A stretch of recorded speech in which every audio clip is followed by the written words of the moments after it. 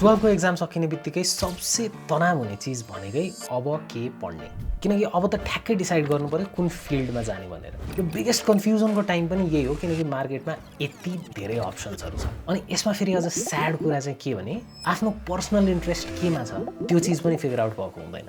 तर एउटा फ्याक्ट पनि के हो भने आफ्नो इन्ट्रेस्ट केमा छ भन्ने चिज फिगर आउट गर्नको लागि पनि मल्टिपल चिजहरू आफैले ट्राई नगरिकन थाहा नै हुँदैन। त्यसैले यो बिदाको टाइमभरि डिफ्रेन्ट कलेजेसले डिफ्रेन्ट प्रोग्राम्सहरू अर्गनाइज गरेर हुन्छ नि, त्यो सबै भ्याइदिने। आफ्नो अहिलेको इन्ट्रेस्टभित्र परे पनि नपरे पनि, किनभने यु नेभर नो फ्याक्ट के क्लिक हुन्छ।